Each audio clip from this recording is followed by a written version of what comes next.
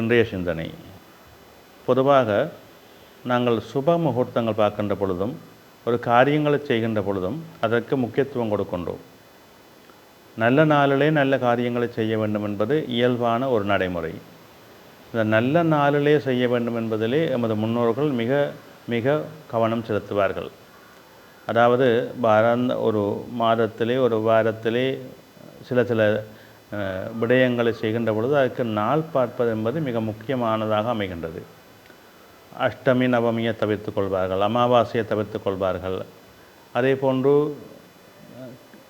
ராகு காலங்கள், கரி நாட்கள் என்பனவற்றை கவனமாக பார்த்து அந்த நேரங்களை தவிர்த்து கொள்வார்கள். அதே போன்று சில நட்சத்திரங்களை சுபமுகூர்த்தத்துக்கு தவிர்த்து கொள்வார்கள். இயல்பான நடைமுறையாக இவை அமைகின்றன. பொதுவாக பரணி நட்சத்திரம், கார்த்திகை நட்சத்திரம், திருவாதிரை நட்சத்திரம், ஆயில்யம் நட்சத்திரம், கேட்ட நட்சத்திரம், பூரட்டாதி நட்சத்திரம் போன்ற சில நட்சத்திரங்கள் இருக்கின்றன. இவற்றிலே சுபகாரியங்களை தவிர்ப்பது மிக நல்லதென்று சொல்லப்படுகின்றது. இயல்பான சுப முகூர்த்தங்களுக்கு இயல்பான நல்ல நட்சத்திரங்களாக அஸ்வினி, ரோகிணி, உத்தரம், அத்தம், உத்திராடம், திருவோணம் போன்ற சுப நட்சத்திரங்கள் பல சொல்லப்படுகின்றன. இன்னும் உண்டு, ஆனால் முக்கியமாக சிலவற்றை சொல்லுகின்றேன்.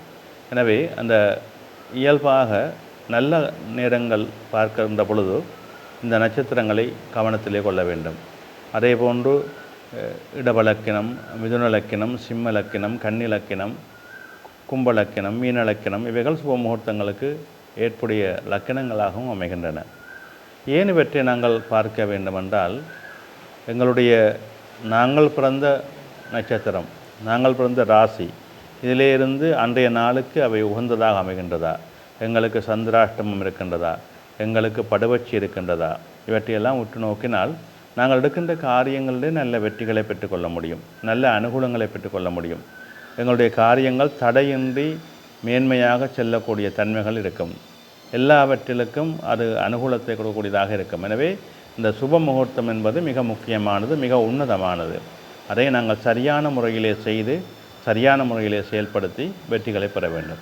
அதை ஒவ்வொருவரும் கொள்ள வேண்டும் மனதிலே. நாங்கள் நாள் என்ன எங்களை செய்யும் என்று நாங்கள் அதை உதாசீனப்படுத்தி செய்தால் அந்த காரியம் பூரணமான நிறைவை என்றுமே பெற்றதில்லை. ஏதாவது ஒரு தடை, ஏதாவது ஒரு பிரச்சனை, ஏதாவது ஒரு இடைஞ்சல் கொடுத்து கொண்டே இருக்கும்.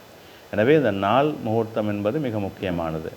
அதை அழகாக நாங்கள் மேற்கொள்ள வேண்டும். இறைவனுடைய திருவருள் மட்டுமல்ல, கிரகங்களுடைய ஆகர்ஷணமும் எங்களை ஆட்டிப்படுத்தி கொண்டிருக்கின்றன. அதை நாங்கள் சரியான முறையிலே கண்ணுற்று அதற்குரிய நாட்களை சரியாக தெரிவு செய்து செயல்படுகின்ற பொழுது அது எங்களுக்கு மிகுந்த அனுகூலத்தை கொடுக்கும். நன்றி.